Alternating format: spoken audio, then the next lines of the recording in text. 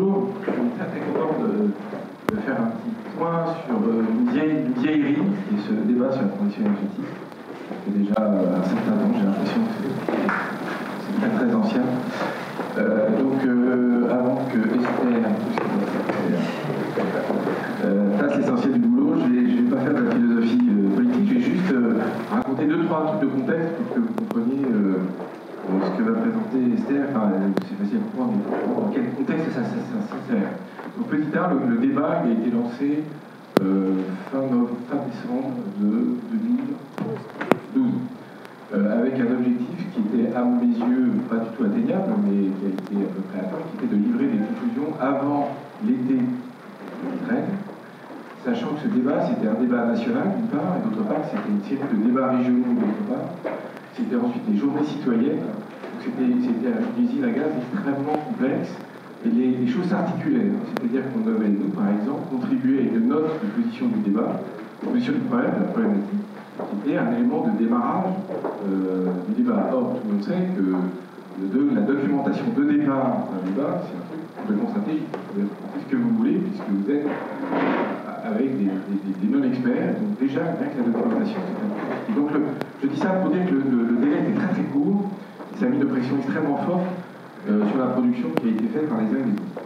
La deuxième remarque, c'est qu'il y avait 7 groupes de travail au sein du comité national de débat sur les experts, donc chaque groupe de travail, il y avait 7 groupes de travail d'une part, et d'autre part, il y avait 7 collèges au sein du Conseil national du débat sur la transition énergétique. Donc il y avait le Conseil national du débat sur l'énergie, c'était un outil qui se réunissait tous les mois, et il y avait donc plus de 100 personnes.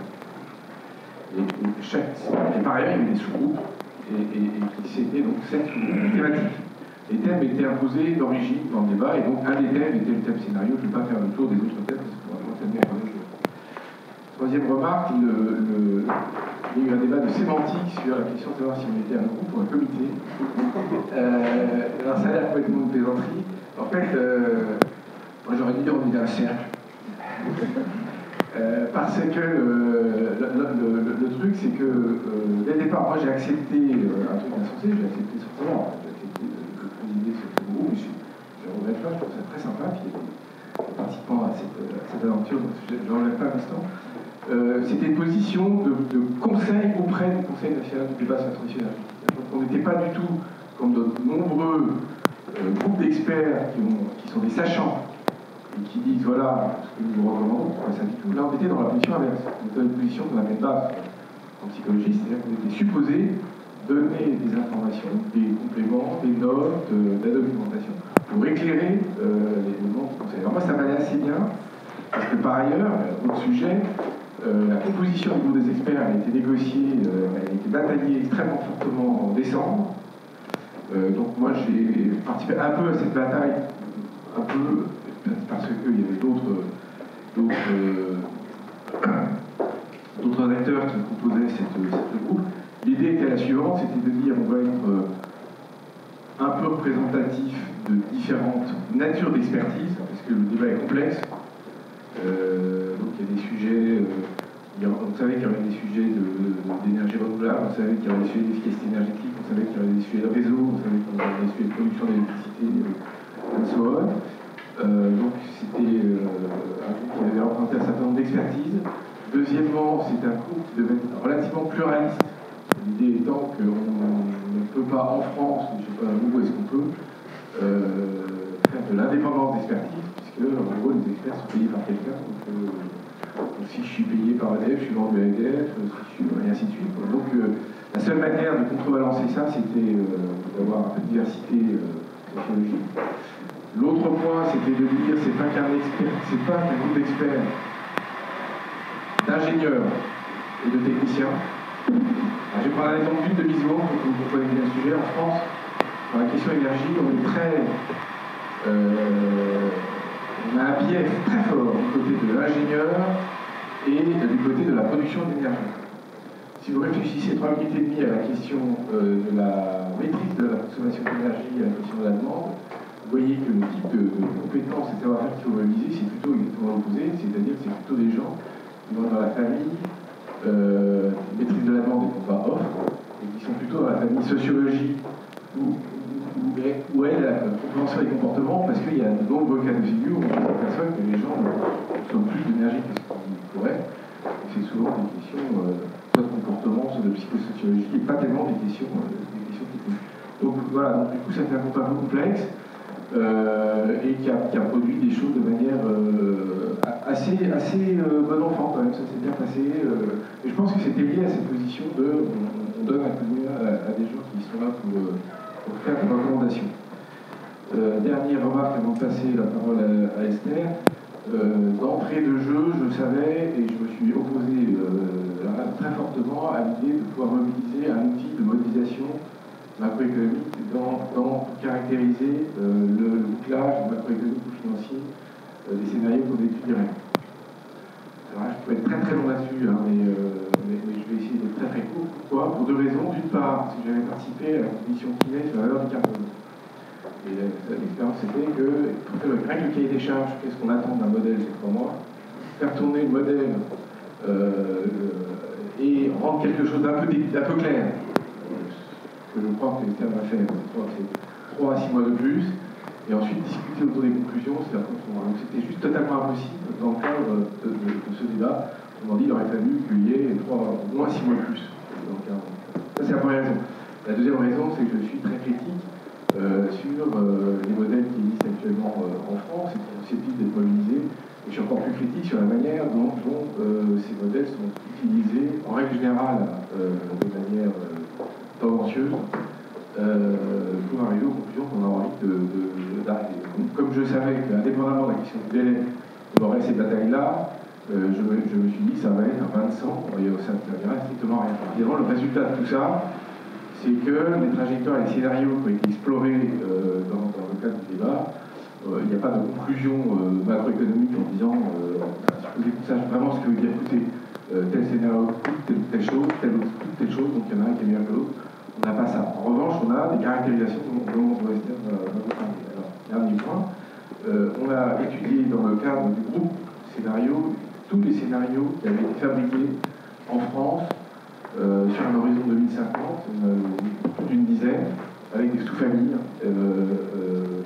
Et on a essayé de les regrouper en ce qu'on a appelé des trajectoires, donc des familles de scénarios, de manière à comprendre un peu ces diverses visions du monde que représentent ces fameux scénarios. On n'est pas allé tout à fait au bout de l'exercice à la fois parce que c'est vraiment compliqué et à la fois c'est une contrainte d'agenda. Et donc, dans le cadre de la préparation du projet de loi de transition énergétique, dont je ne sais pas si quelqu'un qui le sait, c'est formidable. Quand est-ce qu'il a été déposé au police, puisque la dernière nouvelle d'hier, c'était que ce serait le 15 juin, mais voilà, on ne sait pas. Il y aura probablement, parce que je n'en sais rien non plus, une trajectoire, un scénario qui va être le cas de ce projet. Mais là aussi, je n'en sais rien. Donc, je vais passer la parole à Esther, qui va nous expliquer le travail qui a été fait dans le cadre de la préparation de ce projet de loi, qui a été confié avec un appel d'offres extrêmement bagarré. Et donc, on a bossé janvier, février et mars pour mettre un peu de pédagogie dans la présentation des 10 scénarios.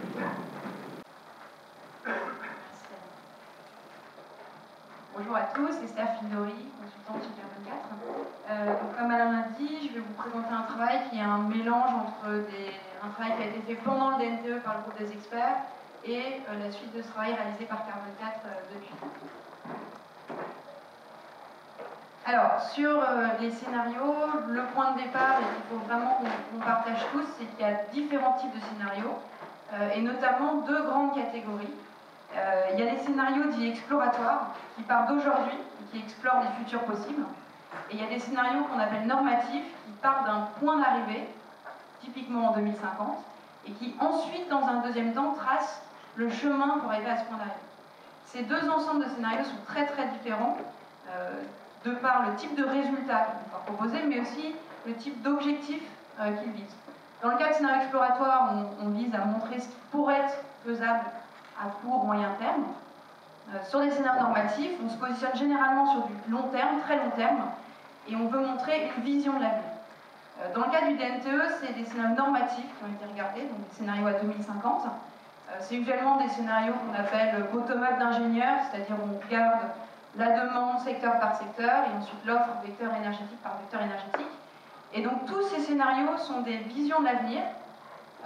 Aucun de ces scénarios n'a pour vocation de prédire l'avenir. Il n'y a pas de probabilité associée à ces scénarios, c'est des images du futur. Et donc c'est extrêmement intéressant de comparer différents scénarios pour regarder des images différentes de ce que peut être l'avenir énergétique à horizon 2050. Ça veut aussi dire qu'à horizon 2050, il n'y a pas de trajectoire de référence. Vous allez voir, on va parler de trajectoire et des 4 trajectoires du débat. Il n'y a pas de trajectoire de référence à ces horizons aussi lointains. Le business as usual n'existe pas. Et donc on compare bien différentes options. Ça veut aussi dire qu'on est sur une vision normative, qu'elle soit sur les comportements ou les technologies. Les deux grands leviers d'action des scénarios, c'est l'évolution des technologies et l'évolution des comportements. Que ce soit l'un ou l'autre, dans du normatif, on est sur une vision de l'avenir. Et du coup, nécessairement, on peut tomber dans des débats du type, est-ce que telle projection sur les comportements est réaliste? Est-ce que les modes de vie sont vraiment une variable d'ajustement? De façon symétrique, sur les technologies, on peut arriver dans le type de débat. Est-ce qu'on croit vraiment au développement de telle ou telle technologie à ces horizons temporels? Les scénarios ne permettent pas d'affirmer ou de répondre à cette question, par contre, ils permettent d'illustrer différentes images du futur énergétique, et donc de comprendre quels sont les sous-jacents derrière ces images, l'échelonnement dans le temps de cette transition jusqu'à ce point d'étape, ce point d'arrivée en 2050, et de comprendre quels sont les critères, les conditions de faisabilité et de réalisation de ces visions. Voilà. Une fois qu'on a compris ça, on comprend quels sont les intérêts, mais aussi les limites de ces visions à long terme, qui ne permettront pas de trouver nécessairement à court ou moyen terme, par exemple, le chemin optimum d'un point de vue économique. Ces scénarios n'ont pas été conçus dans cette optique. Alors, les scénarios sont des visions de l'avenir, et donc tout scénario est en fait une prise de position politique, dans le sens où un scénario, ça reflète une vision engagée. Donc il y a différents types d'acteurs qui portent des scénarios, des académiques, des associations, des entreprises. Tout scénario est une vision engagée de l'avenir, et c'est donc très intéressant de pouvoir les comparer. Et c'est là que l'expert peut servir dans la comparaison de ces scénarios. Alors, quand on commence à vouloir comparer les scénarios, si certains d'entre vous ont déjà essayé de le faire, on transpire un petit peu, on trouve des choses du type du visuel qui est ici, c'est-à-dire que sur les scénarios, on va déjà avoir des niveaux de modélisation très variés, c'est-à-dire des façons de modéliser, d'approcher le problème assez différentes. On va aussi avoir des écarts sur les points de départ très différents. Donc là, vous avez un exemple, c'est l'évolution de la demande en énergie finale du secteur transport à horizon 2050. Et on va aussi avoir des écarts de périmètre. Alors, tout ça s'explique. Par exemple, sur cet exemple-là, le gros de l'écart est dû à la prise en compte ou non du transport international dans les scénarios. Mais ça implique d'aller un cran plus loin, et ce qu'on comprend du coup d'emblée, c'est qu'on ne peut pas directement comparer les résultats qui sont affichés par les modélisateurs. Les points de départ sont différents, les périmètres sont différents, et il y a un vrai travail de pédagogie, à mon sens, nécessaire pour bien pouvoir comparer et comprendre les sous-jacents des scénarios. Alors, comment est-ce qu'on arrive à faire ça? Le travail a été commencé par le groupe des experts pendant le DNTE et ensuite continué par Carbone 4. Et on pose des questions aux porteurs de scénarios, qui généralement sont tout à fait bien disposés pour répondre, modulo le fait que ça leur prend énormément de temps, donc il faut s'organiser, mais on peut poser des questions et leur demander d'expliciter un certain nombre de paramètres clés de leur scénario. Donc ici, vous avez juste un exemple du template que nous, au Carbone 4, on leur a demandé de remplir. On leur demande un certain nombre de paramètres, un certain nombre de résultats avec un périmètre et un format homogène, et ça permet de mieux comparer les choses. Alors, les 4 trajectoires du DNTE, je ne sais pas si vous en avez tous entendu parler, je vais faire un rappel. Pendant le DNTE, la première étape, ça a été de faire un inventaire de l'ensemble des scénarios qui existent. Et il y en a plus d'une dizaine qui ont été répertoriés, certains à 2050, d'autres plutôt à 2030, certains toutes énergies, d'autres focalisés sur un vecteur énergétique. Et donc l'impossibilité d'analyser en détail tous ces scénarios est apparue assez rapidement, en particulier du fait du calendrier contraint, mais même dans l'absolu, ça fait une très grosse richesse en termes de scénarios. Et une des contributions du groupe des experts qui a été acceptée par le conseil du débat, ça a été de regrouper ces scénarios en 4 grandes familles qu'on appelait de trajectoires. Et la façon dont ces familles ont été créées, c'est tout d'abord une première distinction sur la demande d'énergie. Et ça, c'est vraiment important parce que quand on parle de scénario, on a tendance à tout de suite se focaliser sur le mix énergétique. En fait, dans le cadre du DNTE, le premier critère de différenciation des grands scénarios, c'est la demande. Et quelle est l'ambition de réduction de la demande d'énergie à horizon 2050 dans les différents secteurs. Ensuite, le deuxième niveau de distinction, c'est quelle stratégie en termes de vecteurs énergétiques. Est-ce qu'on priorise plutôt les renouvelables, une diversification des vecteurs ou le vecteur électricité. Et c'est cette deuxième étape qui crée les 4 grandes familles de scénarios. Donc tout à droite, le scénario DEC, qui est incarné notamment par Négatep Second Climat, mais également en CRELEC, UFE ou RTE Médian. On va avoir ensuite la trajectoire DIV, pour diversifier, qui est une trajectoire de réduction de la demande modérée, de l'ordre de 20% en horizon 2050, et une diversification des vecteurs énergétiques. Ensuite, on a la trajectoire F, qui est une trajectoire très volontariste sur la réduction de la demande et qui adopte une proposition de vecteurs diversifiés. Et enfin, la trajectoire SOB, qui vise à la fois une très forte réduction de la demande et une très forte pénétration des énergies renouvelables. Sur toutes les analyses que je vais vous montrer ensuite, ces 4 trajectoires sont incarnées principalement par les premiers scénarios en haut, donc Négawatt, ADEME, diversifié et Négatep. Mais les trajectoires ont bien vocation à incarner la philosophie de l'ensemble de ces scénarios. Par contre, dès qu'on commence à aller dans les chiffres et qu'on veut tracer des graphiques de comparaison, on est obligé de s'asseoir de s'appuyer sur un exercice de modélisation en particulier. Alors je vais commencer par la demande d'énergie et en préambule, la façon dont on a travaillé, alors c'est forcément un petit peu arbitraire, mais c'est de dire qu'il faut différencier 3 choses. Il faut différencier les hypothèses d'entrée du modèle, qui sont considérées comme des variables exogènes par les modélisateurs, même si ça se discute, sur certaines on peut imaginer influer avec des politiques publiques pour la transition énergétique. Donc une hypothèse d'entrée d'un modèle, c'est l'évolution des surfaces de logement, c'est l'évolution de la mobilité, c'est la production industrielle. On a ensuite des mesures au sens très large pour la transition énergétique. C'est une stratégie de rénovation du parc, ça va être l'efficacité énergétique. Et puis enfin, on a l'impact de ces mesures. Donc, par exemple, dans une stratégie de rénovation, on peut dire on rénove tant de logements en moyenne par an, et l'impact de la mesure, ça va être combien on gagne sur les consommations d'énergie avec cette rénovation, et est-ce qu'elle est plus ou moins lourde, avancée, profonde ou légère. Et c'est bien la combinaison de ces 3 ensembles qui donne le résultat final du scénario, qui est l'évolution de la demande et de l'offre d'énergie. Et c'est vrai que le gros du travail n'était pas simple à faire, mais qui, je pense, est très intéressant, c'est bien d'expliciter les différences sur les 4 trajectoires entre hypothèses, mesures et impact des mesures, pour pouvoir bien comprendre les sous-jacents des trajectoires. Alors je vais vous expliquer ça, vous donner un exemple tout de suite avec le secteur résidentiel, donc vous connaissez bien grâce aux travaux sur la rénovation du J-Project. Donc vous connaissez, je suppose tous, l'équation de Caillard. Ici vous avez une tentative de déclinaison sur le logement. Donc fondamentalement, la consommation d'énergie dans le logement, c'est la surface multipliée par une consommation moyenne par surface et des vecteurs énergétiques qui sont ensuite privilégiés en fonction des trajectoires. Donc, si on s'intéresse aux variables exogènes d'entrée du modèle, la première grosse différence qu'on trouve entre les scénarios, c'est des hypothèses sur l'évolution des surfaces. Donc, entre nos 4 trajectoires, vous voyez qu'on a une assez forte variabilité sur l'évolution des surfaces en millions de mètres carrés à horizon 2050, qui sont dues à une série d'hypothèses. Donc, par exemple, dans la trajectoire SOB, on va avoir des hypothèses assez ambitieuses sur la hausse du taux de cohabitation des ménages. Donc, c'est beaucoup plus de colocation, y compris intergénérationnelle par exemple, qui permet de réduire la quantité totale de surface. On va également avoir évidemment comme paramètre qui influe ce facteur la part d'habitat collectif dans le neuf.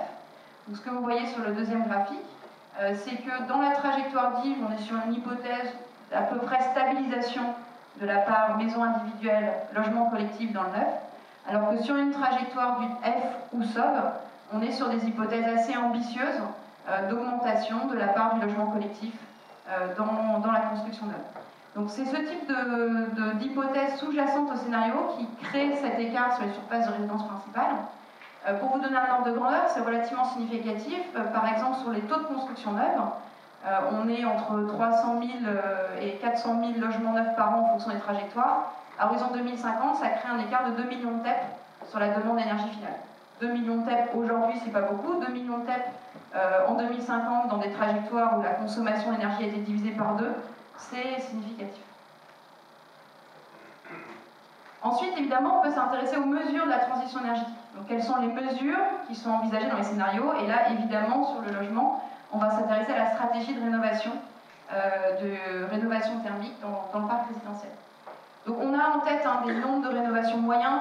Donc, par exemple, la trajectoire DIV, on est sur en moyenne 350 000 rénovations par an. La trajectoire SOB, beaucoup plus ambitieuse, 600 000 rénovations par an. Ce qu'on a moins forcément facilement, c'est une notion de rythme. C'est-à-dire à quel rythme est-ce qu'il faut atteindre ces valeurs, et forcément si on est en dessous de la moyenne, et ben, à un moment il faudra y être au-dessus. Et donc là vous voyez que c'est un premier grand élément de différenciation entre les trajectoires DIV, DEC et puis les trajectoires F et SOB, c'est qu'on est sur des ambitions de rythme de rénovation assez différentes, avec dans le cas de DEC et DIV une stratégie de rénover plutôt le parc le plus énergivore, sur lesquels les travaux de rénovation seront les plus rentables, et dans les trajectoires SOB et F, plutôt la stratégie de rénover l'intégralité ou la quasi-intégralité du parc de logement. Entre ces trajectoires, c'est pas visible ici, mais on va aussi avoir des différences de stratégie sur les vecteurs, enfin, le type de logement qu'on veut rénover, en termes de vecteurs énergétiques.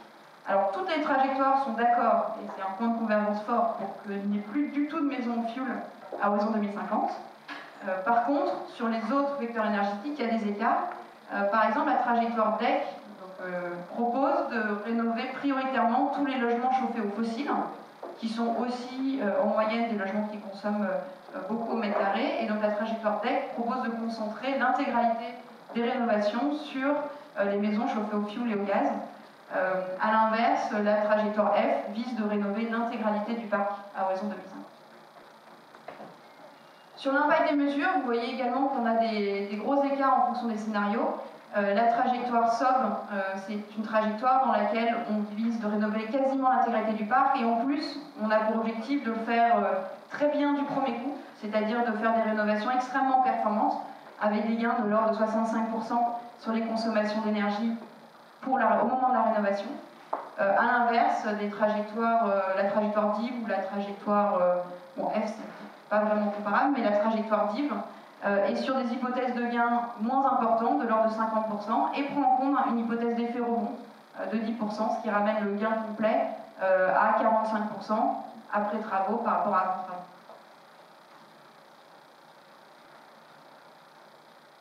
Un autre élément intéressant de comparaison sur le résidentiel et dont on parle beaucoup moins souvent, c'est sur l'électricité spécifique. Moi j'ai été personnellement très surprise des écarts que vous avez ici. Donc vous avez l'évolution de la consommation d'électricité spécifique par logement de 2010 à 2050. Et là aussi on tombe dans ce qu'on peut mettre dans ce paquet de mesures pour la transition, c'est-à-dire qu'en fonction des trajectoires, on va avoir une vision assez différente, à la fois du taux d'équipement des ménages, donc combien de machines lavées par ménage, combien de télévisions, etc., de l'efficacité de ces équipements, et puis des nouveaux usages, c'est-à-dire de la prise en compte d'une certaine marge de manœuvre ou non pour des nouveaux usages qu'on ne connaîtrait pas à horizon 2050. Et là, on voit des écarts extrêmement forts, c'est-à-dire d'une stabilisation des consommations énergétiques par logement qui en fait cache une amélioration d'efficacité sur certains types d'équipements et des nouveaux usages, à une très forte baisse de l'ordre d'un facteur, un peu plus d'un facteur 2, sur les consommations d'énergie spécifiques par logement, qui derrière implique à la fois une sobriété d'usage, c'est-à-dire moins d'équipements par personne, des usages moins importants et des hypothèses d'efficacité des équipements très importantes. Voilà, et c'est l'ensemble de ces mesures, de ces variables exogènes, mesures et impacts de mesures combinées, l'évolution des surfaces, la stratégie de rénovation, les hypothèses sur l'électricité spécifique, qui donnent le résultat qu'on sait généralement comparer. On voit dans le cas du résidentiel deux grands ensembles de trajectoires qui se dessinent. Les trajectoires DEC et DIV, où on est sur une volonté de réduire la consommation d'énergie finale par mètre carré, c'est le graphique de gauche. Et on voit qu'en fait, on est sur une prolongation de l'historique. Pas forcément simple à faire, mais on est plutôt sur une prolongation de la baisse historique. Et les trajectoires F et SOB, où on est plus volontariste et on vise une baisse plus importante des consommations d'énergie par mètre carré.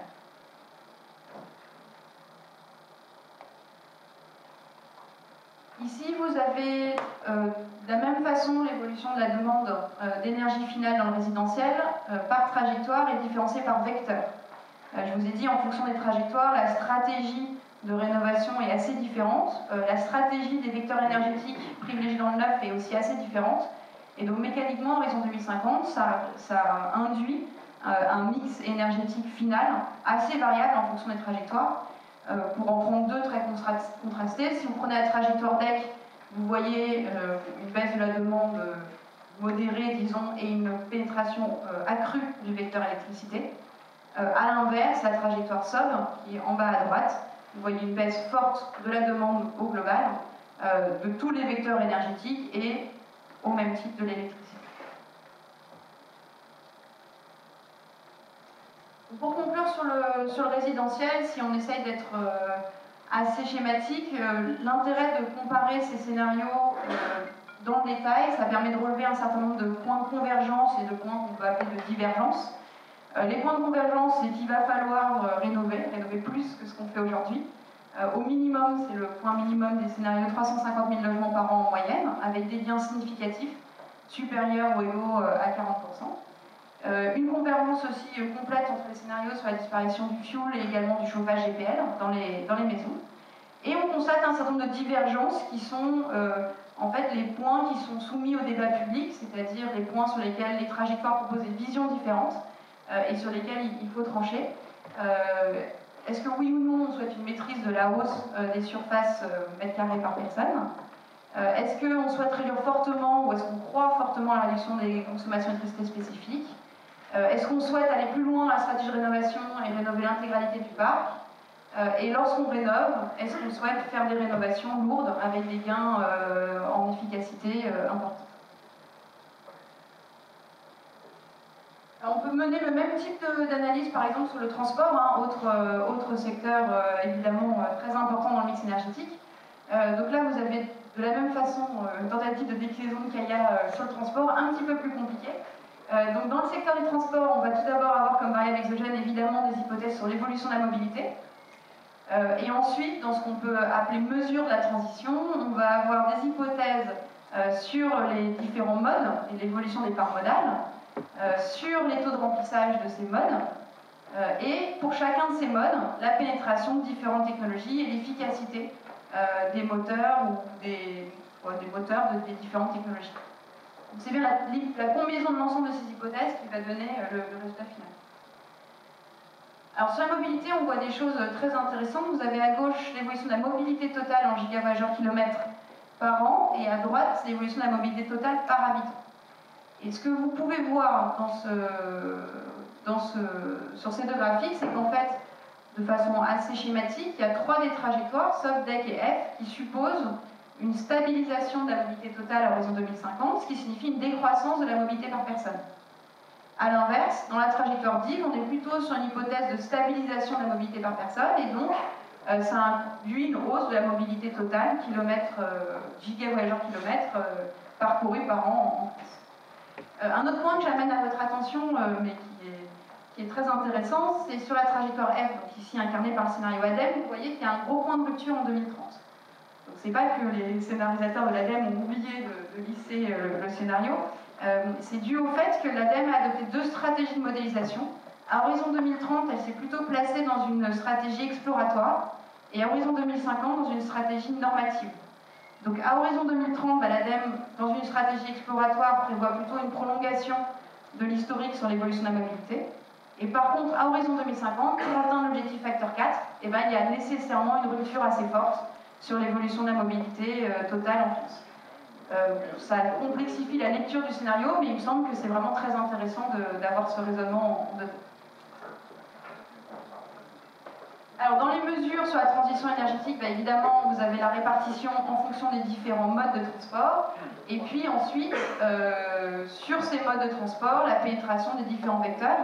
Et donc, si on regarde en particulier les véhicules particuliers, là, c'est voitures et motos que vous avez à gauche, il y a des hypothèses assez contrastées sur l'évolution de la part de ces véhicules dans le transport de passagers.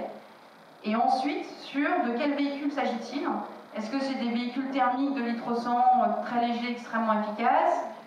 et s'ils sont thermiques, est-ce qu'ils sont alimentés plutôt par du gaz ou du pétrole ou des biocarburants, ou alors est-ce que c'est des véhicules électriques, sachant qu'il y a également les véhicules hybrides rechargeables. Voilà, donc c'est ce que vous avez illustré ici. Vous voyez que par exemple les trajectoires F et SOB sont très ambitieuses sur la baisse des parts modales de la voiture, et donc évidemment suppose en contrepartie une hausse du transport en commun, du vélo, et ce qui n'apparaît pas dans ce graphique, mais également de la marche à pied. Et sur les modes de transport, et ben vous voyez que les stratégies sont très différentes. On a sur la trajectoire DEC une stratégie assez ambitieuse d'utilisation de la voiture électrique et des hybrides rechargeables, et une partie du parc qui reste en véhicule thermique mais alimenté par des biocarburants. A l'inverse, par exemple, dans la trajectoire DIV, on a un équilibre entre différents types de technologies et une pénétration assez importante des carburants gazeux.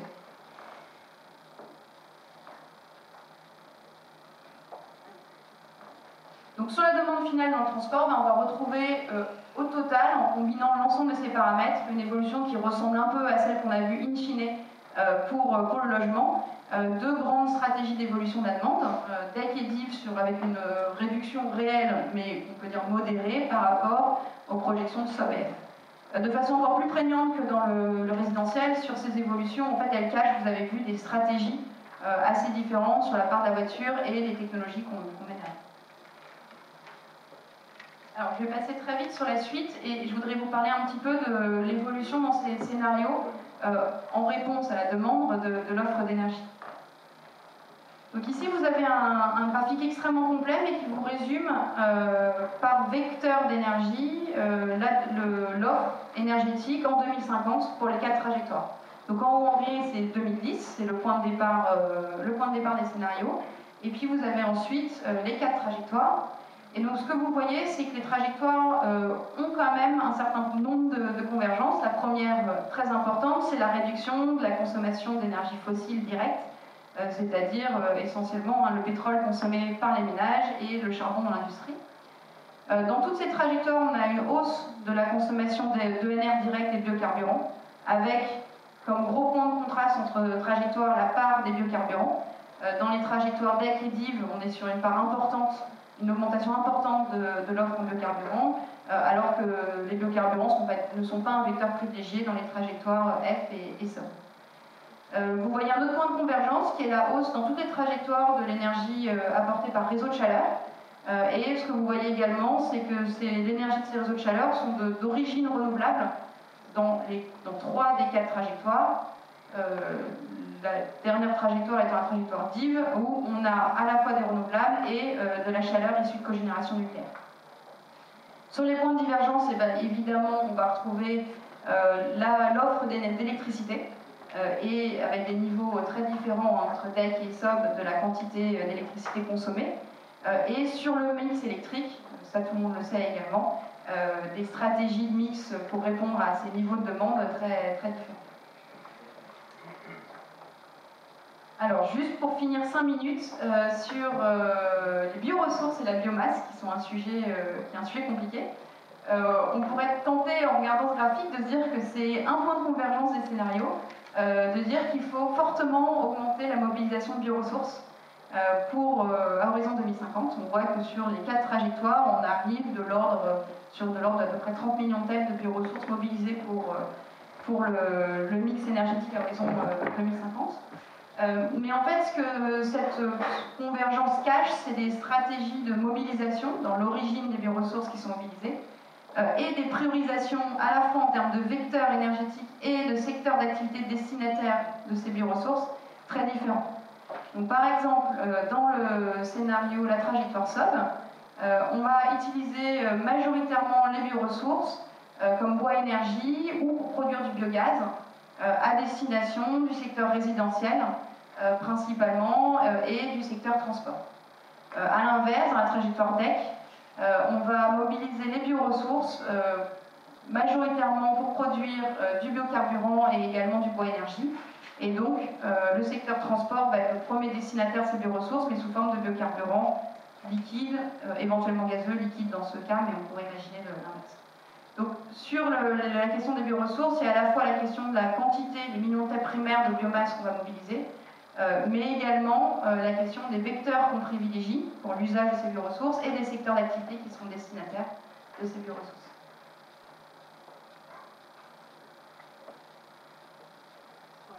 Je vous montre la comparaison sur l'électricité, qui est un point que vous connaissez sûrement, mais qui est très intéressant. Vous avez à gauche l'évolution de l'électricité en TWh par an en fonction des trajectoires.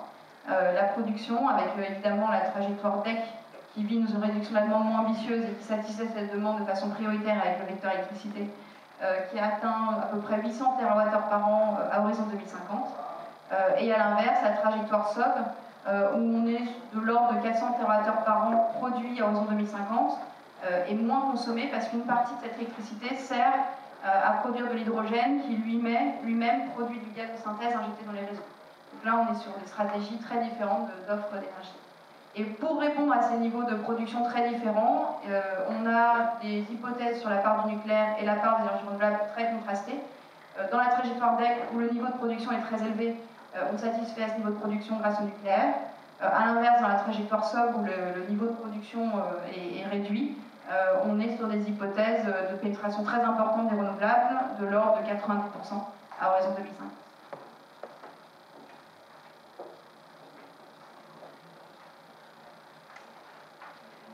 Une dernière question importante, je le disais en introduction, est la question des modes de vie. Est-ce qu'on croit ou non, est-ce qu'on souhaite ou non une réduction des surfaces par personne, une réduction de la mobilité par personne. Il y a également la question des technologies. Alors c'est très difficile, en tout cas moi j'ai trouvé ça très difficile de comparer dans les différentes trajectoires les hypothèses qui sont faites sur la technologie. Ici vous avez une tentative de tableau synthétique pour le faire. Vous avez les trajectoires font des hypothèses assez différentes sur les technologies acceptables ou non, et sur le déploiement de ces technologies. Donc dans ce graphique, quand vous avez du vert, c'est que la trajectoire fait une hypothèse de déploiement important de la technologie. En orange, c'est qu'il y a un déploiement de la technologie, mais il est plus limité. Et en rouge, on peut avoir des démonstrateurs technologiques. La trajectoire ne refuse pas nécessairement cette technologie, mais le potentiel de la technologie n'est pas pris en compte dans la trajectoire. Et là, on voit des différences importantes, c'est-à-dire que la trajectoire SOB est la seule à prendre l'hypothèse de déploiement de la technologie de méthanation qui permet d'injecter du gaz de synthèse issu d'énergie électrique renouvelable dans le réseau de gaz. À l'opposé, les trajectoires, je ne sais pas, de façon contrastée, les trajectoires, par exemple DEC et DIV, sont les deux trajectoires qui prennent des hypothèses ambitieuses sur le développement de biocarburants, deuxième et troisième génération. On a des points de convergence. Toutes les trajectoires prévoient un développement de la géothermie, notamment pour alimenter les réseaux de chaleur. Et toutes les trajectoires, de façon un petit peu moins ambitieuse dans DEC, mais néanmoins prévues, prévoient une hausse du solaire, de la méthanisation et de la gazification, par exemple, dans l'offre énergétique.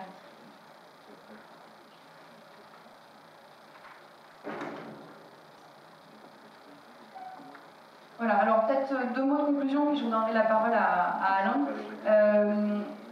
Pourquoi on fait ça? Alors sur tout ce travail, peut-être certains d'entre vous sont frustrés, on est simplement dans l'explicitation des scénarios, et on n'est même pas encore dans l'analyse des scénarios, c'est-à-dire quantifier des impacts. C'est un travail qui avait été demandé aux experts et qui est extrêmement compliqué. Il y a une très grande variété d'impacts qu'on voudrait quantifier.